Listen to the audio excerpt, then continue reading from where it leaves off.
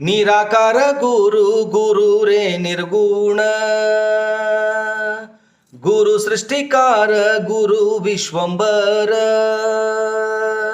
ಗುರುವಿನ ವೀಣ ನರ ನಾರಾಯಣ ಗುರು ಚರಿತಾಸೇಕರ ಪಾರಾಯಣ. ಎಲ್ಲ ದತ್ತಾತ್ರೇಯ ಮತ್ತು ಸ್ವಾಮಿ ಸಮರ್ಥರ ಭಕ್ತಾದಿಗಳಿಗೆ ನಿಮ್ಮನೆ ಹುಡುಗ ಸಂತೋಷ್ ಪತಂಗೆ ಮಾಡುವ ನಮಸ್ಕಾರಗಳು. ವೀಕ್ಷಕರೇ, ಗುರು ಪೂರ್ಣಿಮೆ ಹತ್ರ ಬರ್ತಾ ಇದೆ. ದತ್ತ ಮಹಾರಾಜರು ಮತ್ತು ಸ್ವಾಮಿ ಸಮರ್ಥರು ಎಲ್ಲರಿಗೂ ಆಯುರ ಆರೋಗ್ಯ ಐಶ್ವರ್ಯ ಅಭಿವೃದ್ಧಿ ಕೊಟ್ಟು ಕಾಪಾಡಲಿ ಅಂತ ಹೇಳ್ತಾ ಇವತ್ತಿನ ಈ ಒಂದು ವಿಡಿಯೋನ ಪ್ರಾರಂಭಿಸ್ತಾ ಇದ್ದೀನಿ. ಗುರು ಪೂರ್ಣಿಮೆ ವಿಶೇಷವಾಗಿ ಇನ್ನೂ ಸುಮಾರು ಬರುವ ತಿಂಗಳು 28ನೇ ತಾರೀಕಿಗೆ ಇದೆ.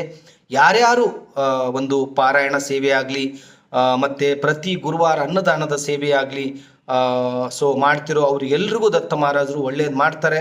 ಮತ್ತು ಇನ್ನೊಂದು ಏನಪ್ಪ ವಿಶೇಷತೆ ಅಂತಂದರೆ, ಇವತ್ತಿನ ಒಂದು ಎಕ್ಸ್ಪೀರಿಯನ್ಸು ಜೊತೆಗೆ ನೀವು ಇದನ್ನು ಮಾಡ್ಬೋದು ಅಥವಾ ಬಿಡ್ಬೋದು, ಅದು ನಿಮಗೆ ಸಂಬಂಧಪಟ್ಟಿರೋದು.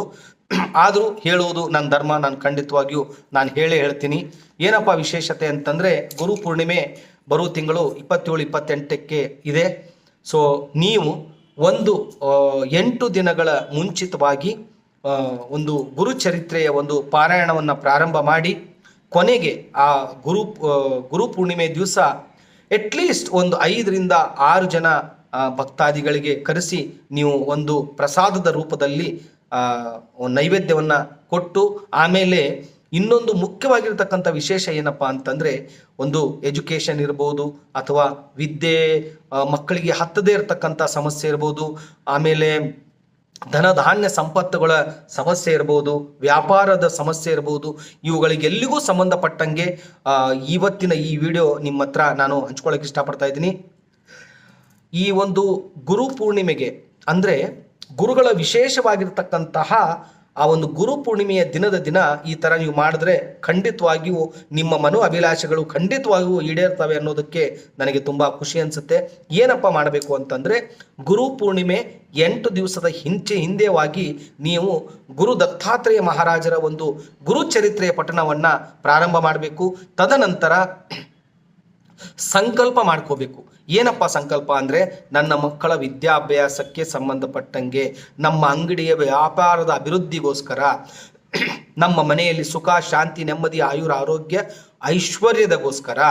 ಸೊ ಇದನ್ನು ನೀವು ಸಂಕಲ್ಪ ಮಾಡಿ ಒಂದು ತೆಂಗಿನಕಾಯಿಯನ್ನು ತಂದು ಅದನ್ನು ಕಳಶ ರೂಪದಲ್ಲಿ ಇಟ್ಟು ಅದರ ಮೇಲೆ ಒಂದು ಕೆಂಪು ವಸ್ತ್ರವನ್ನು ಹಾಕಿ ಆ ಒಂದು ನಿಮ್ಮ ಒಂದು ಸಂಕಲ್ಪವನ್ನು ಮಾಡಿಕೊಂಡು ಅದರಲ್ಲಿ ರೂಲ್ಸ್ ಕೊಟ್ಟಿರ್ತಾನೆ, ಯಾವ ಥರ ನೀವು ಪಾಲಿಸ್ಬೇಕು. ಚಾಪೆ ಮೇಲೆ ಮಲಗಬೇಕು, ಈರುಳ್ಳಿ ಬೆಳ್ಳುಳ್ಳಿ ತಿನ್ನೋ ಹಾಗಿಲ್ಲ, ಒಂದೊತ್ತು ಊಟ ಮಾಡಬೇಕು, ಆಮೇಲೆ ಖಂಡಿತವಾಗಿ 7 ದಿವಸನೂ ಅಖಂಡ ಜ್ಯೋತಿಯನ್ನು ಆ ಒಂದು ಪಾರಾಯಣ ಮುಂದೆ ಉರಿಸ್ಬೇಕು. ಸೊ ಇಷ್ಟೆಲ್ಲ ಆದ ನಂತರ ನೀವು ಯಾವುದಕ್ಕೆ ಸಂಬಂಧಪಟ್ಟಿರ್ತಕ್ಕಂಥ ಸಂಕಲ್ಪ ಮಾಡಿರ್ತೀರೋ, ಈಗ ಅಂದ್ಕೊಳ್ಳಿ ಎಕ್ಸಾಂಪಲು ಮಕ್ಕಳಿರಲ್ಲ, ಮಕ್ಕಳು ಇಲ್ದಿರೋರು ಏನಪ್ಪ ಮಾಡಬೇಕು ಅಂತಂದರೆ, ಆ ಕಾಯಿಯನ್ನು ಒಡೆದು ಅದರಲ್ಲಿ ಇರ್ತಕ್ಕಂಥ ನೀರನ್ನು ಇಬ್ಬರು ಗಂಡ ಹೆಂಡತಿ ಮಾತ್ರ ಅದನ್ನು ಸ್ವೀಕಾರ ಮಾಡಬೇಕು. ತದನಂತರ ಆ ಕಾಯಿಯನ್ನು ಒಡೆದು ಬೆಲ್ಲದಲ್ಲಿ ಹಾಕಿ ಕುದಿಸಿ ಅದನ್ನು ಪ್ರತಿ ದಿವಸ ಅದನ್ನು ಸ್ವೀಕಾರ ಮಾಡಬೇಕು. ಆಮೇಲೆ 7 ದಿವಸ ಪಾರಾಯಣ ಮುಗಿದು ಭಕ್ತಾದಿಗಳು ಬಂದು ಊಟ ಮಾಡಿಕೊಂಡು ಹೋಗೋದ್ರೊಳಗೂ ಸಂಪೂರ್ಣವಾಗಿ ನೀವು ಚಾಪೆ ಮೇಲೆ ಮಲಗಬೇಕು. ಮದ್ಯ ವ್ಯಸನಿಯ ಆಗಲಿ, ಆಮೇಲೆ ನೀವು ಮಾಂಸಾಹಾರ ಆಗಲಿ ಯಾವುದೇ ಕಾರಣಕ್ಕೆ ಸೇವನೆ ಮಾಡಿಕೊಡುದು, ಇದು ಇರತಕ್ಕಂಥ ರೂಲ್ಸು. ಅದರಲ್ಲಿ ಇನ್ನೂ ಕೂಡ ಗುರುಚರಿತ್ರೆಗೆ ಸಂಬಂಧಪಟ್ಟಿರ್ತಕ್ಕಂಥ ರೂಲ್ಸು ತುಂಬ ಇದೆ. ಖಂಡಿತವಾಗಿಯೂ ನೀವು ಇದನ್ನು ಮಾಡ್ಬೋದು.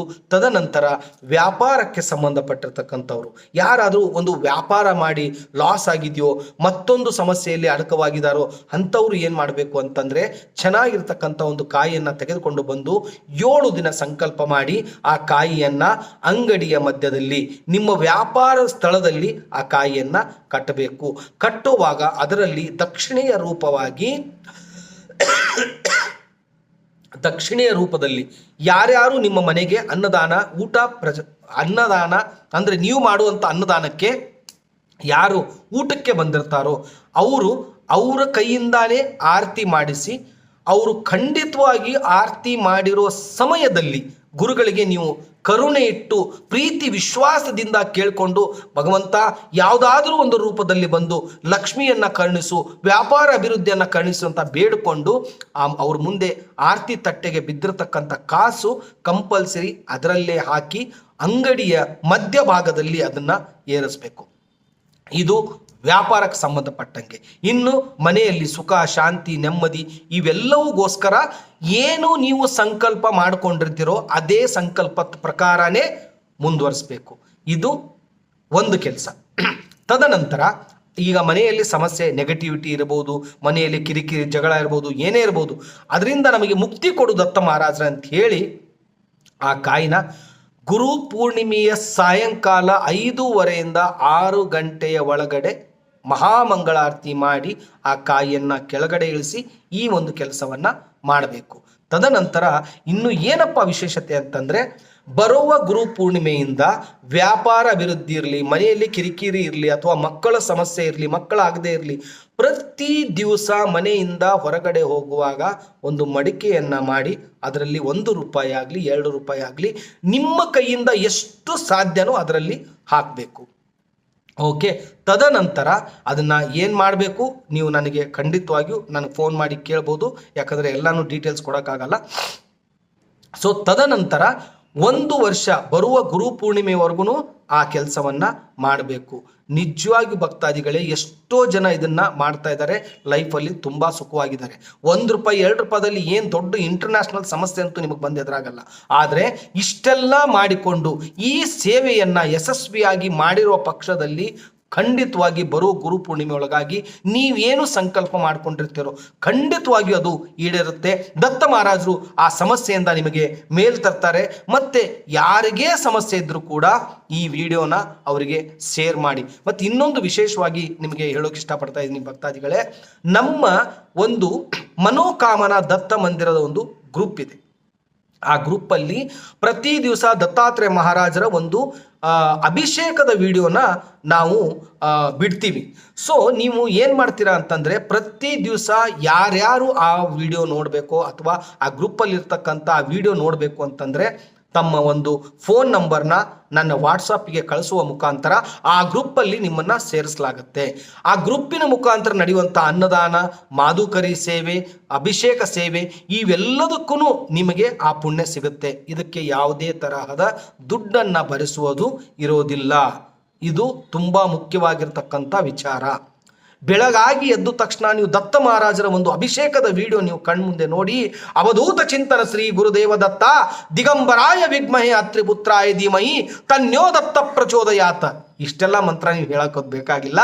ಗುರುದೇವ ದತ್ತ ಅನ್ನೋ ಒಂದು ನಾಮಸ್ಮರಣೆ ಯಾವ ಜಾಗದಲ್ಲಿ ನೀವು ಮಲಗಿರ್ತೀರೋ ಅದೇ ಜಾಗದಲ್ಲಿ ಶ್ರೀ ಗುರುದೇವ ದತ್ತಾತ್ರೇಯಾಯೇ ನಮೋ ನಮಃ ಅಂತೇಳಿ ಒಂದು 21 ಸಾರಿ ಆ ವಿಡಿಯೋ ನೋಡಿ ನಿಮ್ಮ ಸಮಸ್ಯೆಗಳನ್ನ ಆ ನಮ್ಮಪ್ಪ ದತ್ತ ಮಹಾರಾಜರ ಮುಂದೆ ಹೇಳಿಕೊಂಡು ನೀವು ನಿಮ್ಮ ಮುಂದಿನ ಕೆಲಸಕ್ಕೆ ಹೋದ್ರೆ ಖಂಡಿತವಾಗಿಯೂ 100% ನೀವು ನಿಮ್ಮ ಲೈಫಲ್ಲಿ ಯಶಸ್ವಿ ಕಾಣ್ತೀರಾ. ದತ್ತಾತ್ರೇಯ ಮಹಾರಾಜರ ಆಶೀರ್ವಾದ ನಿಮಗೂ ನಿಮ್ಮ ಕುಟುಂಬಕ್ಕೂ ಆಗತ್ತೆ ಅಂತ ಹೇಳ್ತಾ, ನಿಮಗೇನೇ ಸಮಸ್ಯೆ ಇದ್ರೂ ಕೂಡ ನಾ ಸ್ಕ್ರೀನ್ ಮೇಲೆ ನನ್ನ ನಂಬರ್ ಬರ್ತಾ ಇರುತ್ತೆ, ಅದಕ್ಕೆ ನೀವು ಫೋನ್ ಮಾಡಿ ನಿಮ್ಮ ಸಮಸ್ಯೆನ ತಿಳಿಸ್ಬೋದು ಅಂತ ಹೇಳ್ತಾ ಇಲ್ಲಿಗೆ ಈ ವಿಡಿಯೋನ ಮುಗಿಸ್ತಾ ಇದ್ದೀನಿ. ಮತ್ತೆ ಒಂದು ಹೊಸ ಕತೆ ತಗೊಂಡು ನಿಮ್ಮ ಮುಂದೆ ಬರ್ತೀನಿ. ಅಲ್ಲಿವರೆಗೂ ಶ್ರೀ ಸ್ವಾಮಿ ಸಮರ್ಥ. ಜೈ ಜೈ ಸ್ವಾಮಿ ಸಮರ್ಥ.